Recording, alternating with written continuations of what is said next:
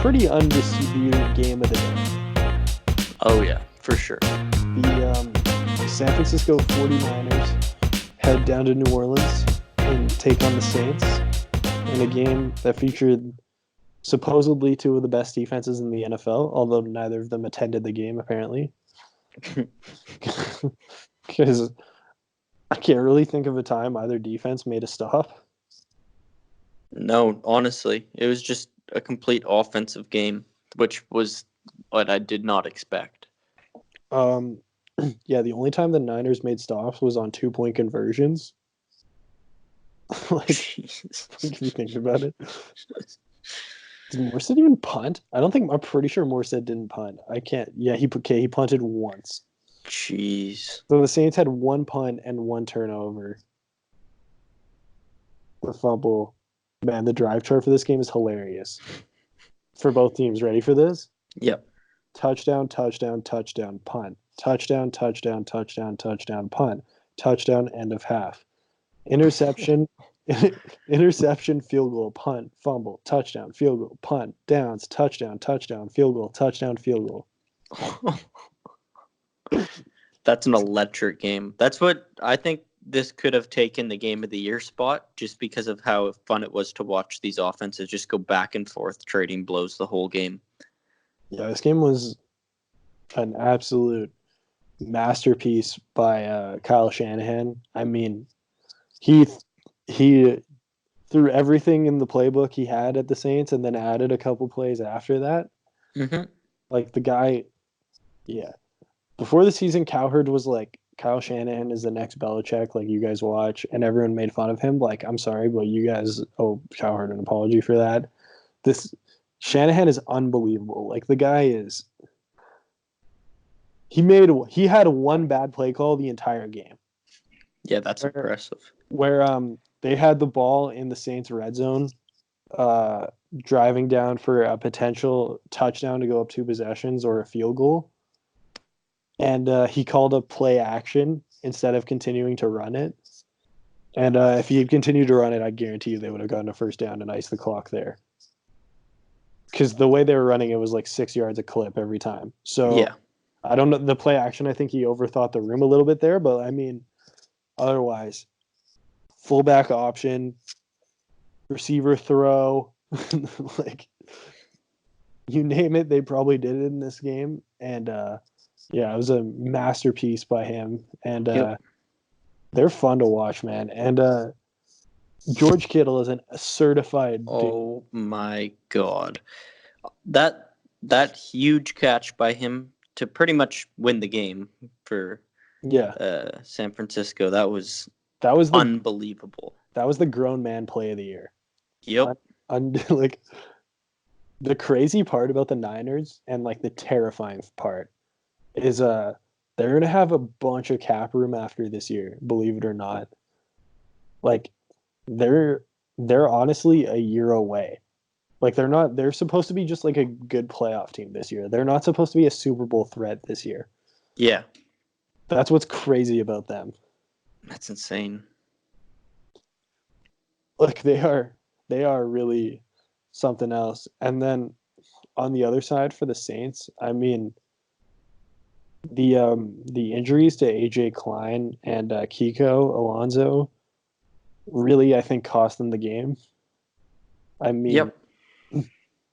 Craig Robertson, I love the guy. He's a fan favorite in New Orleans for a reason. He's like one of the he's one of the guys in the NFL you cheer for. Like he's a great dude. But there's a reason he's a special teamer on this team, and he got continuously exposed all game. Yeah.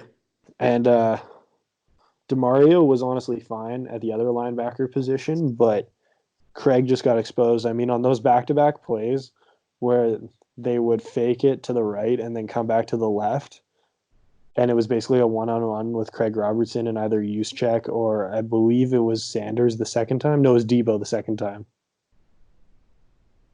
on the receiving touchdown. Okay, yeah. It doesn't matter when they ran the same play twice in a row. Yeah. Oh, it might have been It doesn't matter. I think it was Kittle actually. Yeah, it was the Kittle play where he reached over the. Sorry, there was like 86 touchdowns in this game, so it's hard. Which touchdown was a win.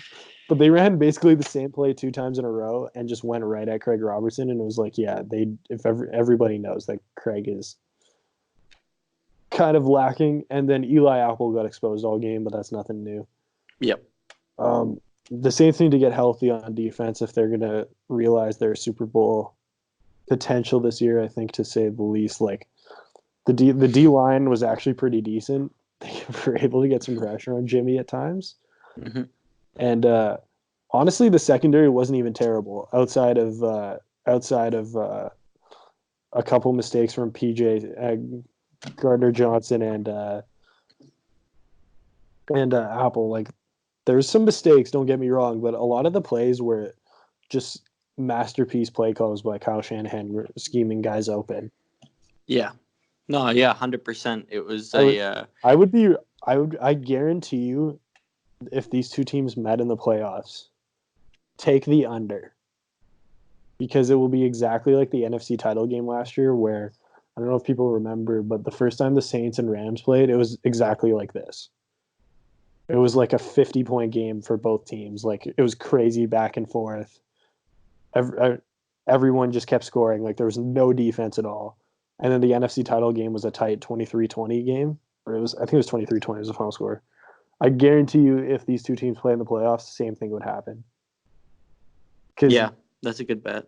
If you gave these teams a chance to look, because it's so hard to make in-game adjustments when the offenses are rolling, and the defenses even were better in the second half. Like, I read through that drive chart. There was an obvious improvement in the second half. Yeah. So if you gave these teams some more health, because the Niners, don't forget, didn't have Dee Ford, and I don't think Sherm was healthy either. So no, he got hurt on the second play. Yeah. And also their safety was out, whose name is Sweet. I can't remember what it is. Who his name is, the guy who is escaping, but his name is cool. You know what I mean? I'm not sure who you're talking about. I don't remember off the top of my head. I'll find him. Tart Jaquiski. Oh yeah. He didn't play either. That's a top 5 NFL name. Yeah, that's a great name. Anyway. Defenses left a lot to be desired, but the offenses were great. Yep. The entire NFL media owes Drew Brees an apology for saying he looked washed after he came back from his thumb injury. Just shows people were box score scouting and weren't actually watching him play, because that was one of the 5 or 10 best games Drew has played in his career. Yeah, that was good. He had the guy had 6 total touchdowns and 0 turnovers. Yeah, it's not bad. I mean, I'd take that. He was all right. And all right, I guess. Oh, and then the other thing for the Saints, Jared Cook going down was killer. Oh yeah, you never want to see guys get hurt, and especially when they're a guy with such a big impact on the offense. So that's a tight end getting hurt can completely derail a team's. It's hard. It's hard to complain saying it hurt your team when you still score 46 points. Yeah. But I really think it did make a difference, especially towards the end of the half where the offense kind of stalled. Yeah. I think Sean went, and then when they had kicked a couple of field goals, Sean had his game plan set around Jared, and to only get 2 shot plays into him, they threw it to Jared Cook twice and each went for over 25 yards. The guy was looking next level. So for him to get hurt was a dagger for sure. Mm-hmm. But also shout out Deontay Harris.